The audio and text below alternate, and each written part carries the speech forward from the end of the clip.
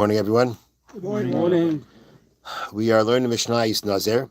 We are at the end of Perek Test, Chapter 9, at the end of Mishnah Daled. So the plan for today is to finish Mishnah Daled and to do Mishnah Hay. With that, we will complete Maseches Nazir. There will not be a class tomorrow or Sunday morning, but when we return on Monday, Meretz Hashem, we will begin Maseches Sota. Okay. Hamaka es chaveroi, one who strikes his friend. V'amdu lemisa, and the doctors evaluated that the person is going to die from it. And were he to die from it, the person who struck him would be liable for murder.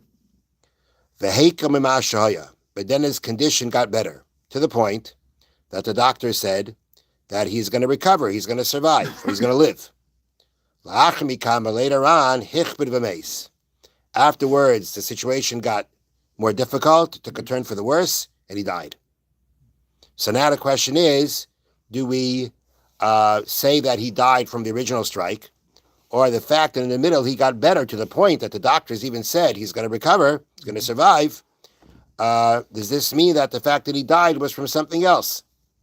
So the Tanna Kama says chayev, he's liable, which means that even though he did get better, but since he did not fully recover, it doesn't say he recovered, he was fine. It just says things got better. And even though the doctors that the Bezdin appointed said that he's going to survive, nonetheless, being that he didn't fully recover, we therefore assume that, and we have the right to assume that he now, when he died from that original strike, and that person is liable for an act of murder. Reb Nechemia says Pater, he's exempt. Why? Because the matter has legs, which means that we assume that he did not die from the original strike, because since he got better in the middle, to the point that the doctor said he's going to survive, then it's logical to say that his death was caused by something else, not directly, at least not directly from the original attack. Now, as we mentioned before, this has nothing to do with Nazir, and the reason it's here is because of the word of the statement of Raglayim L'Davar, which we had in a few Mishnayos ago, and Mishna's been giving other examples of that, where halachic opinion is described as Raglayim L'Davar. The matter has legs. It's logical to say this. Now, it's interesting that in the notes, they bring down from the Tosfos Yontiv each time that it says this phrase, Raglayim L'Davar, the matter has legs, is that really it's a pasuk. Any time that the Nechemia has a pasuk to base his opinion on, to say that the person is exempt, that we don't assume it's from the original strike. But Nechemia is saying that the way that he's darshaning, the way he's interpreting the words of the Torah are logical. They're logical to say that when he got better enough that he should have lived, and then things turned for the worse, that his death was not caused by the original strike. But really, the Nechemia's basis is not just a Raglayim L'Davar, not just because it's logical. The real basis is the fact that he has a pasuk, that he has a verse to rely on, and that his interpretation of the verse makes sense because of that it's logical to say so. Okay, that's the conclusion of Mishnah Daled. Now Mishnah Hay. This concluding Mishnah does go back to Nazir. And the Mishnah begins, Nazir haya Shmuel. The prophet Shmuel, the prophet Samuel, was a Nazir. Kedir Rebbe Narai, according to the words of the sage Rebbe Narai. Shenemar, what's the basis? As it states, Umoira lo yava al roshai. It says that when Chana was davening before Shmuel was born, and she promised to Hashem that this child that she's going to have will not have Moira on his head. The full verse goes, I will give him to Hashem for all the days of his life, and no Moira should come upon his head.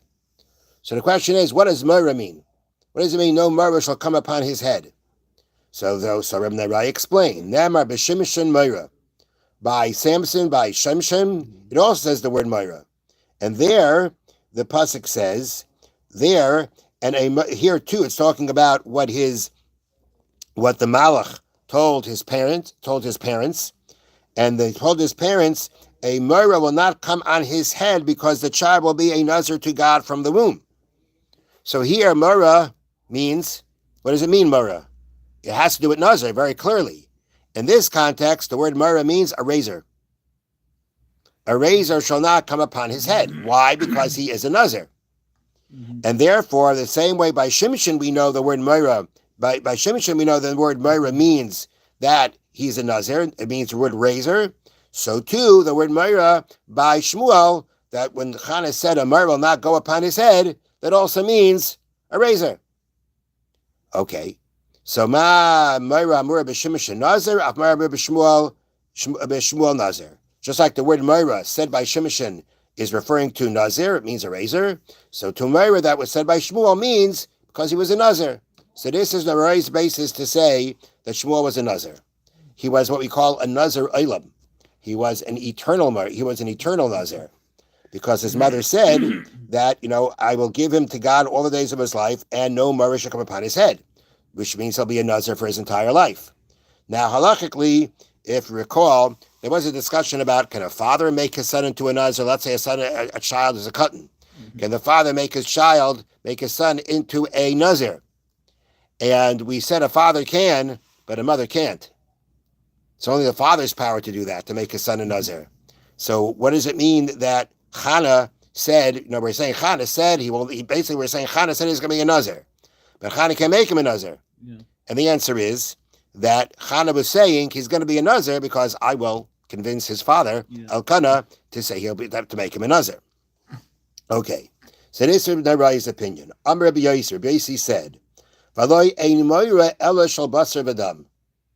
doesn't Moira mean the fear of people? Mm-hmm. Meaning in the context of Chana, when she said, I will give him to God for all the days of his life, and no Moira should come upon his head, he says no Moira means no fear shall come upon his head. Okay? Which means to say that she was davening that he should never have the fear of anyone over him.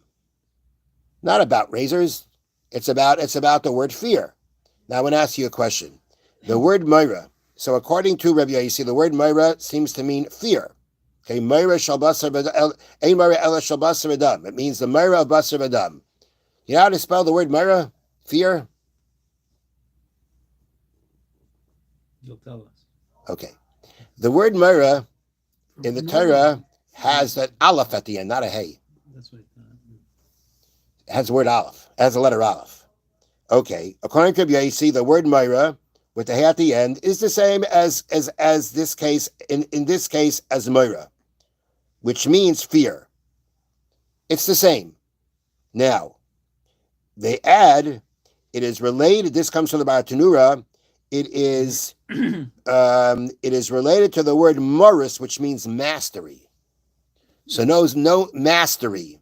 So no one's mastery shall be over him is the same thing of saying that no fear of anyone will be upon him. Mm-hmm. So ein Moira shabas redam, Moira means of people, can be translated as, and there is no math. The word Moira means of people because Moira means mastery. I mean, no one will be able to be a master over him, which again, as the Bartanura says, he'll never have the fear of other people upon him. But that's what Basi says it means. So there's nothing about Nazir that doesn't say anything about Nazir anywhere. It can mean either fear or mastery, but it's the same idea. It means that he won't have the fear of any people over him. Amar Reb Naroi said to him, but it already states later on in Shmuel's life, when Hashem tells Shmuel to go and anoint another king instead of Shaul. So Vayomer Shmuel said to Hashem, how can I go and do this? Shaul's going to hear that I anointed someone else as a king. He's going to kill me. No.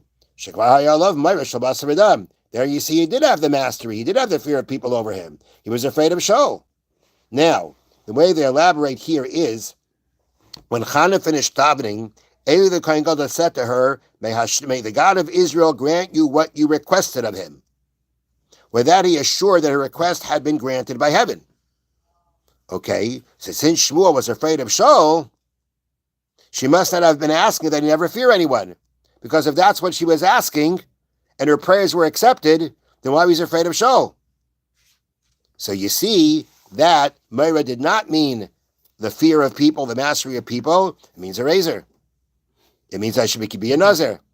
And therefore, and that was fulfilled. But if it would have meant fear, like Rabbi Yossi says, and there was a bracha that he won't have fear of anyone, then why was he afraid of Shaul at the end? And therefore, that's his response to Rabbi Yossi to say that the word Moira means razor, that Shmuel was a Nazir. Okay, so Baruch Hashem, Asatah, we finished Mishnah's Nazir. Meretz Hashem Sunday, we will begin Mesechah Sota. Have a wonderful day and a wonderful Shabbos. And good show with the no rat.